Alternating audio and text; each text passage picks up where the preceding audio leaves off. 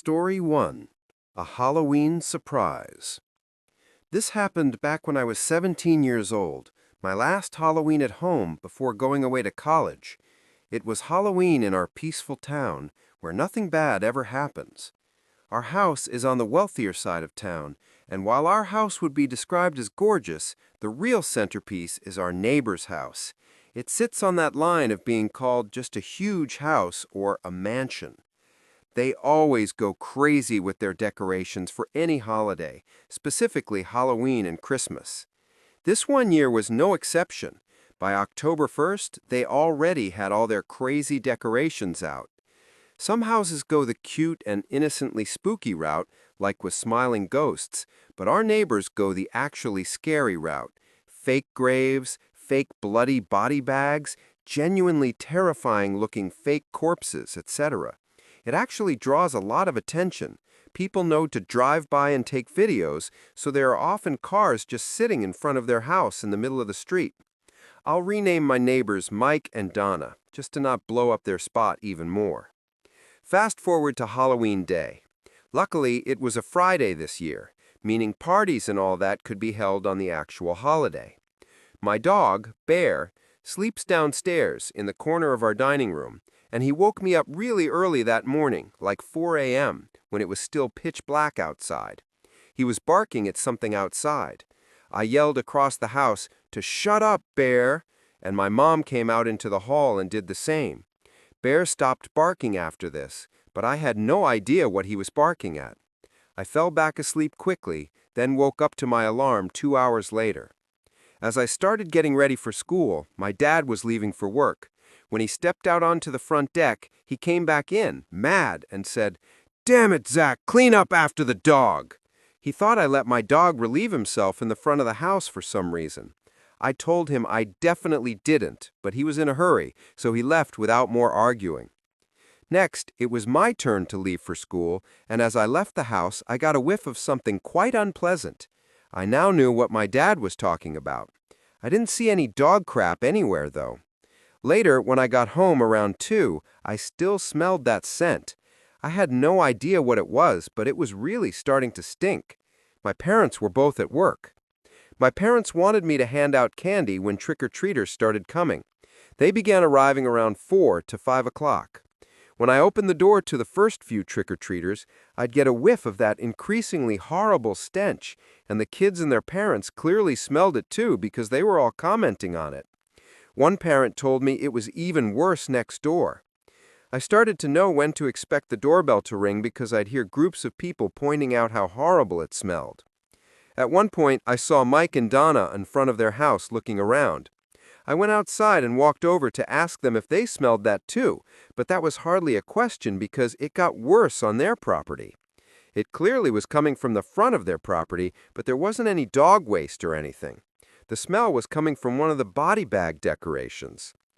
Only it apparently wasn't a decoration. The couple had a number of fake body bags leaning on things like the mailbox and their front tree, but there was one just lying flat on the ground. When Donna asked, Mike said he didn't put that one there. The smell was unbearable from this specific bag. Mike ran to grab a knife and cut the bag open. What we saw made me sick. He cut the top of the bag open, revealing the rotting face of an actual human corpse inside. We all put our hands over our mouths in disgust, wanting to throw up.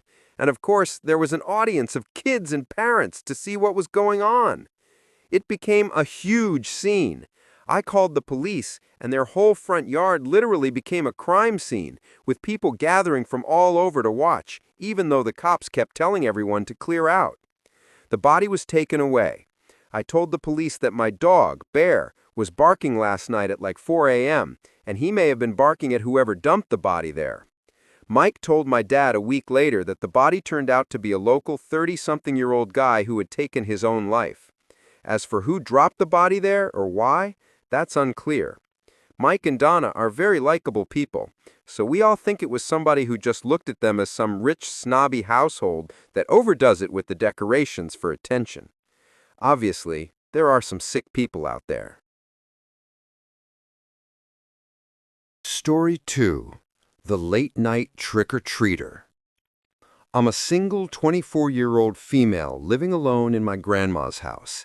The house was basically left to me after she passed away because my mom didn't want to sell it and also didn't want to move out of her own house, so I get to stay in my grandma's house alone. This was last year's Halloween, my first one living in the house alone. I considered just leaving a bowl of candies on the stoop, but I figured that wasn't the best way to associate a friendly face with the house that I was new to living in. The day went pretty normally. Halloween was on a Sunday, so the trick-or-treaters started coming early on in the day and continued all day. Some people asked if my grandma was home, sadly unaware that she had passed away. I explained to those people that I'm her granddaughter and that I live here now. My grandma was a very loved lady, so it was no shock to me how many people asked about her that day. Mostly everyone who knocked on the door was very friendly and normal.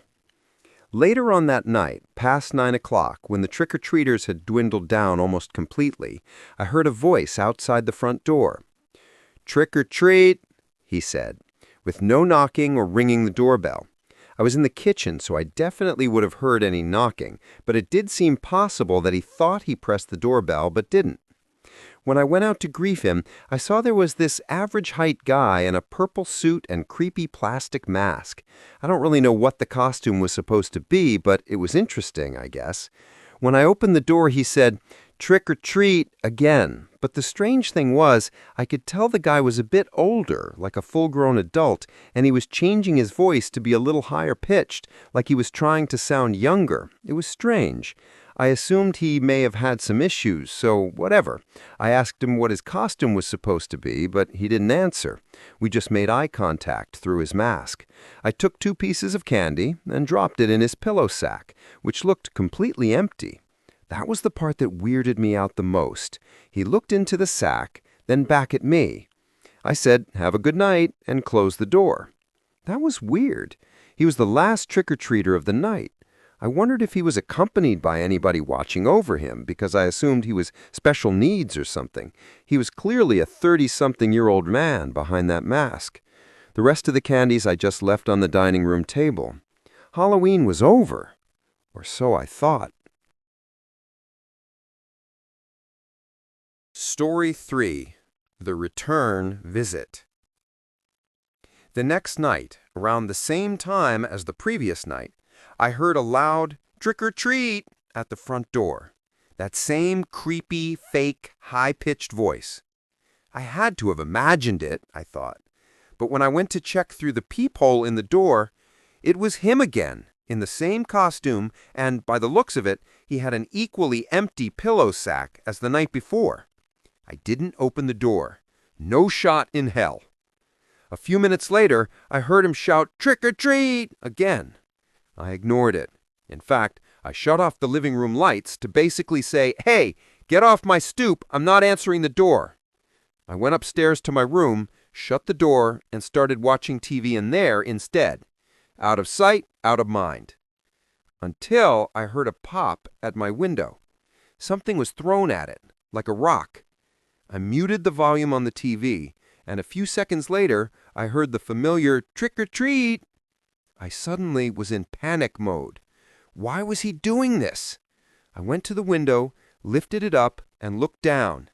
That man in the purple suit and mask was looking up at me. I threatened him with calling the police. In response, he very slowly lifted his empty-looking pillow sack up and held it open. It seemed he was trying to scare me, but Halloween was over, and I wasn't amused. I called 911. Police showed up in under 10 minutes. The guy was still outside. He refused to talk to them, so they put him in handcuffs and took his mask off. And, as I figured, it was some creepy-looking 30-something-year-old guy. They told me they were bringing him down to the station. But apparently they let him out within 48 hours because 2 nights later he came back to my house, this time at the backyard door. He never knocked or rang the bell. He'd just stand outside with his empty sack and costume, creepily yelling, "Trick-or-treat!" I called 911 again and told them he was back. And once again, the police came and arrested him. I swear to God, a week later, the man had returned once again, throwing a rock at my window. This time, when I called 911, he seemed to actually disappear before the police had gotten there. But regardless, it seemed the police didn't really care to do anything. Either that or they couldn't. Luckily, I think the man lost interest because he hasn't returned since then, at least as far as I know. Unless he's been hiding in my bushes watching me, which is disturbing to imagine. Halloween is coming up, and I'm kind of nervous he's going to come back.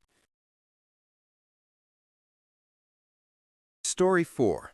The Suspicious Skeleton. I was 10 years old in 5th grade. I was planning on going trick-or-treating with my friend Jordan. We already knew the route we were going to take. It was the first year that we were being allowed to trick-or-treat alone. My mom gave us big bags for candy. It was a weekend night, so we could luckily stay out later. We did some day trick-or-treating, and after about 2 hours, we went back to my house and took a break. My parents ordered Chinese food for dinner. Jordan stayed for dinner, then around like 7 or 8, we went back out for some night trick-or-treating. My parents wanted us to stay close. We obviously said yes to that, but we kind of strayed off a different, further away route that we knew less kids would go down. Everything was going as normal. We noticed fewer houses would open their doors after dark, but there were still some kids out trick-or-treating since it was the weekend. One house we got to, we rang the bell, and within like 10 seconds, as if you were waiting by the door, a man opened up. Looking back, he was a bald man, looked like he was 45, and had a small gap between his 2 front teeth that we noticed when he smiled. As he opened the door, he was overly friendly from the start, complimenting our costumes, trying to ask us where we were from, and just being overly conversational. We just wanted candy. He eventually said he had the candy inside if we wanted to come in for a second, followed with he wanted to show us this cool Halloween decoration he had inside. He described it as some talking skeleton trapped in a cage begging to be let out. Jordan and I weren't comfortable going inside this man's house, though, obviously. When we said that, in not so many words, he said he understood and asked if we wanted to come in real quick just to pick out the candies that we wanted. We said it's fine, he could just give us whatever. He tried to insist one more time and we said no, and he said no worries, then went inside to grab us some random candies. They were these chewy candies wrapped in see-through wrappers. We thanked him and left. As we walked away from his front door, we noticed he didn't close the door. He just watched us as we left. We walked away from his house down the sidewalk, and after another glance back, we now noticed he was walking in front of his house slowly with his hands on his hips. We considered running away, but there were other people down the block, so nothing would happen most likely. We just skipped the next house and went to the house 2 doors down. A woman answered, and we told her about the creepy man 2 doors down. She said she didn't know him at all, but that we should tell our parents when we get home. We ran into these 2 kids going in the direction of the creepy man's house, and we stopped them and warned them not to go there. Their reaction said it all. They already went to his house too and had the same exact thing happen to them. They looked to be our age as well. We asked what candy he gave them, and it turned out to be the same candies. They already threw theirs away, so we dug into our bags, found them, and threw them away as well. If anybody would be sus enough to lace candies, it would be a guy like that. We wondered what exactly that man was trying to do. If we were to have actually entered his house, was he actually just innocently trying to show us something, or did he have other intentions? Our question was answered the next day, because that man ended up on the news for attempting to lure kids into his house, claiming he had a new puppy. It seemed his story changed for different kids, possibly based on their ages. Thank God it sounded like everyone was smart enough to not enter the man's house.